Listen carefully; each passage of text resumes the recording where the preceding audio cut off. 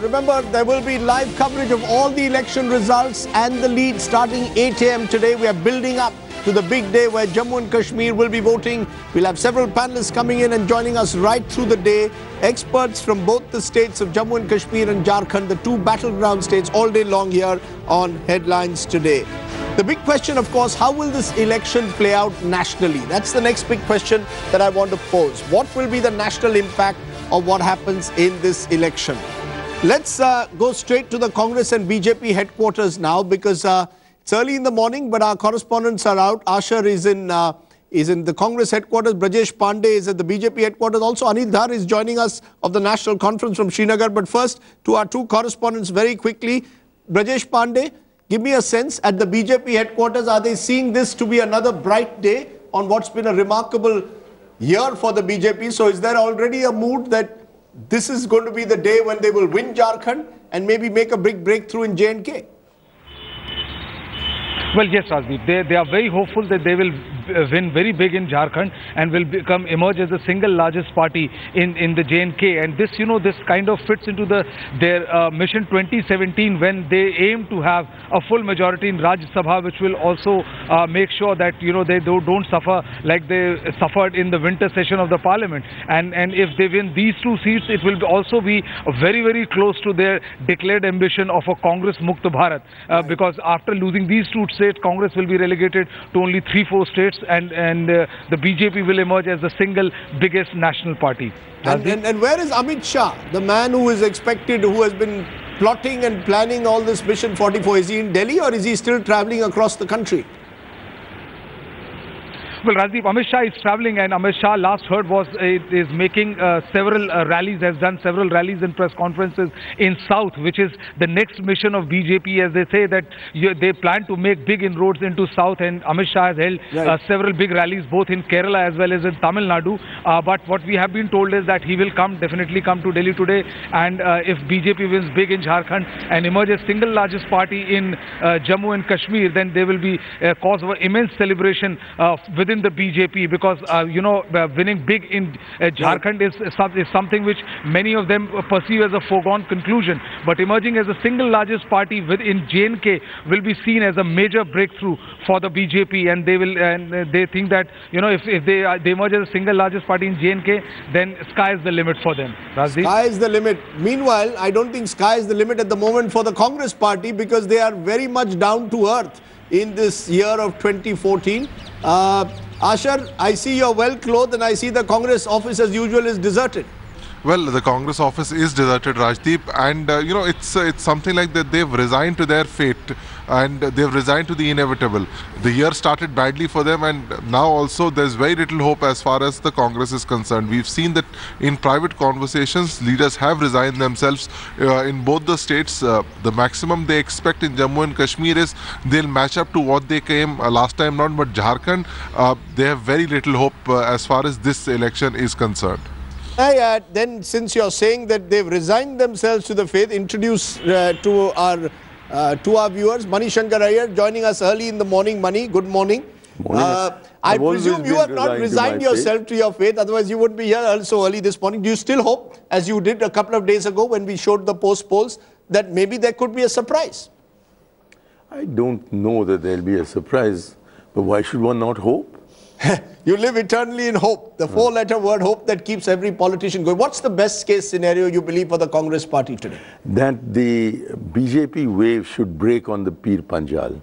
The BJP wave, that's an interesting point, that you believe that the BJP wave should break on the Pir Panjal, should not cross into the valley. That's the Mani Shankar Iyer's hope. The BJP wave will begin from Pir Panjal. BJP wave will begin from Pir Panjal is what Seshadri Chari But that also means that on the other side of the Pir Panjal, there won't be a BJP. And that, I think, is excellent news, because if on the crown of India, the BJP is not there, if at the feet of India, BJP is not there, then what it shows is that the BJP is a North Indian power. It will go right up to South. Mani, it will go right up to South, from Himalaya to South. I know your ambitions our state to become the first BJP Chief Minister of Tamil Nadu. No, I don't want. I'm afraid the Iyengars have no hope against the Iyengars. It's interesting. It's interesting. Both our political guests are good Tamil Brahmins, and even as they discuss North Indian politics at the moment. But let me, for a moment, also go to Anil Dhar. Since we are talking about the valley and whether the BJP wave will cross the Pir Panjal, it's going to be one of the issues we are going to be discussing today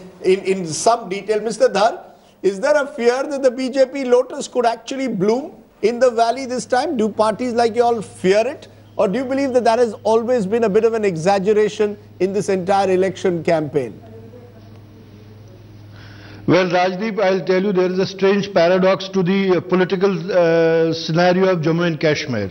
Yes. The two national parties, the Congress and the BJP, have over the decades been fighting for political space with each other in Jammu region. Yes. And while as in Kashmir, another regional party, PDP, is usually South Kashmir, that's predominantly South Kashmir centric. It's only the National Conference which has a wide representation in all the sectors of Jammu, Kashmir and Ladakh. Now the paradox is that the two big national parties, the Congress and the BJP, have dominance in Jammu and they play musical chairs with each other. Sometimes the Congress is in majority, sometimes the BJP gets in majority. Whatever BJP does in this election in Jammu is to be seen. But at the same time, I am telling you, the two national parties and one regional party, they are region-centric. It is only the National Conference which has a wide-ranging representation in all the sectors, in all the spheres, in all the areas of Jammu and Kashmir. But Mr. Dhar, those are fine words, sir. Those are fine words. You know what happened in the Lok Sabha election. You were wiped out both in the valley and Jammu. So really, let's be honest. I mean, just as the Congress today has low expectations. Well, Rajdeep, there have been such situations with other political parties. So what are your expectations Even Indira Gandhi today? at one point of time lost an election. So what is your best case BJP scenario? was reduced to 2 seats in parliament. What is your best case scenario? These exit polls, the best case scenarios, these exit polls are going to go haywire and National Conference is going to fare particularly well. Okay, exit polls are going to go haywire. So you still believe that Omar Abdullah has a fighting chance in this election? Okay, we all live in hope. Hope seems to be the point. We live in hope. It's not. I don't think it's bad to be in hope, but at the same time, we'll have our share of seats and we will fare quite well. We'll fare well against the. I would tell you, we would fare much better than what we have been thought about or what has been shown in the media how we'd fare. Okay, because many polls are suggesting that you could actually end up in single digits at the moment in Jammu and Kashmir. But as you said, you live in hope and we wish you well. We wish all political parties well. Those pollsters or those who have predicted single digit figures for us are going to get a shock of their life. Okay, are they going to get a shock of their lives? Okay. Instead of 9, it could be 10 also. Oh, come on, Mr. Seshadri, cynicism will not get you anywhere. But are you writing off, Gohar, completely the National Conference in this election? I'm not completely writing them off, but they will have a historic drubbing this time. Historic drubbing. Yes. Writing them off? I won't write them off. I won't write off the Congress either. Totally, but there has been a decline, and that is also because of the anger that there is against Congress, against NC, on issues of governance in Kashmir Valley, on human rights violations as well. Okay, so basically at the moment Omar Abdullah is really battling for his life. We haven't come to Jharkhand, which is the state that I want to look at and which might perhaps sometimes will not get the kind of importance it should in our focus on Jammu and Kashmir. We will try and sort of reverse the balance when we return. But before I take that break, just one word, Manini, on what this means in the context of the Congress party in this election. Manishankar Iyer lives in hope. At the end of the day, is this simply the Congress party now clutching at straws in this election? In both these states, they were in alliance with the JMM in Jharkhand, the NC in the valley.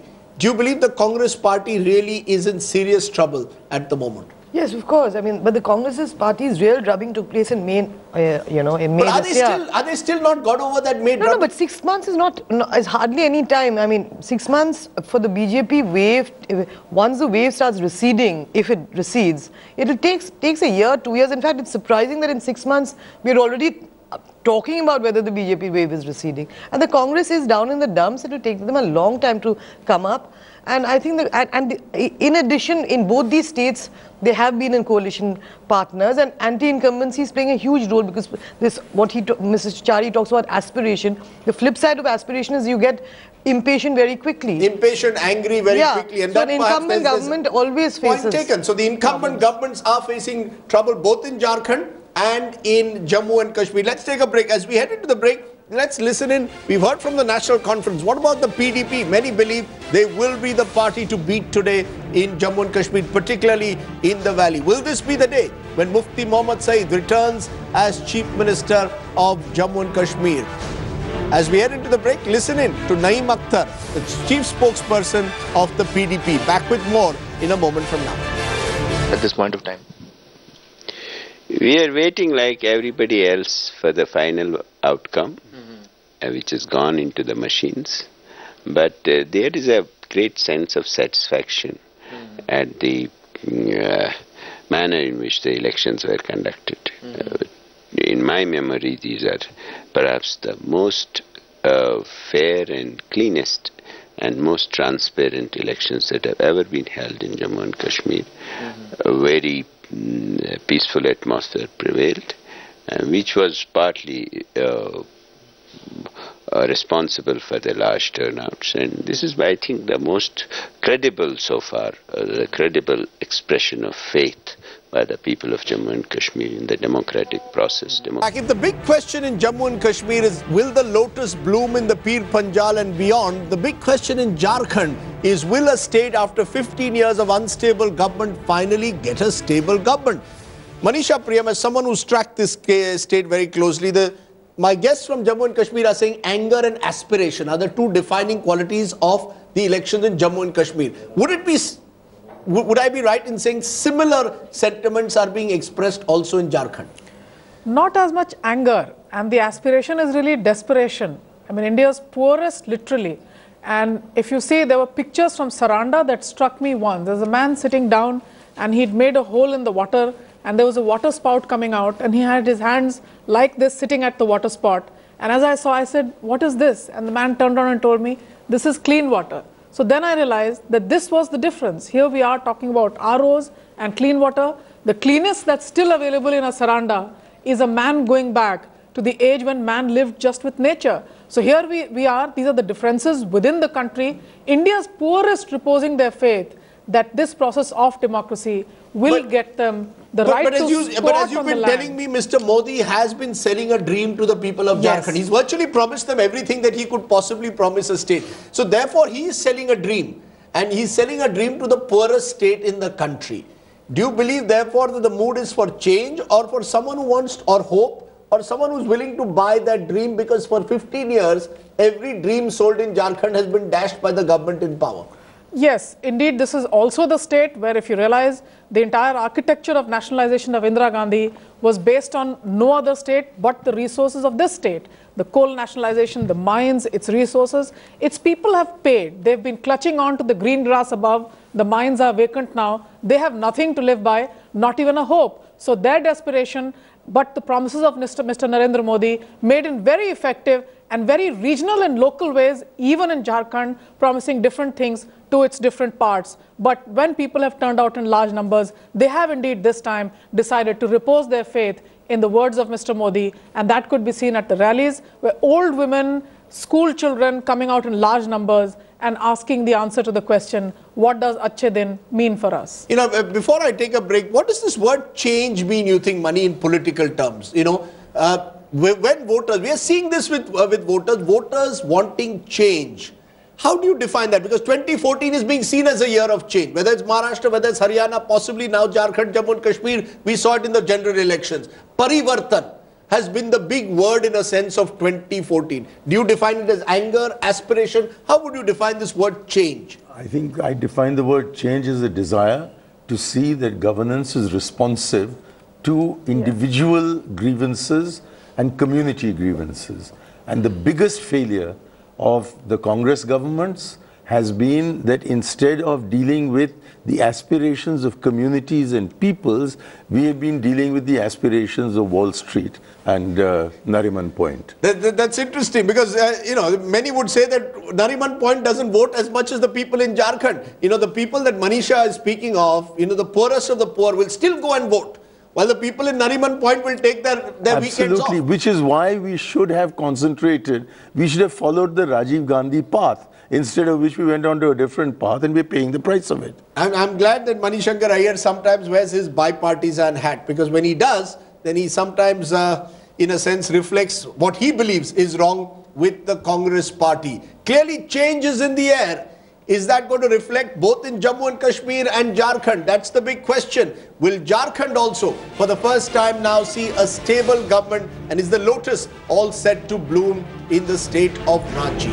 Let's take a break. When we return, we'll be just about ready to see the electronic voting machines being opened and the leads coming thick and fast. This is your destination here on the last big election battle of 2014. Your verdict.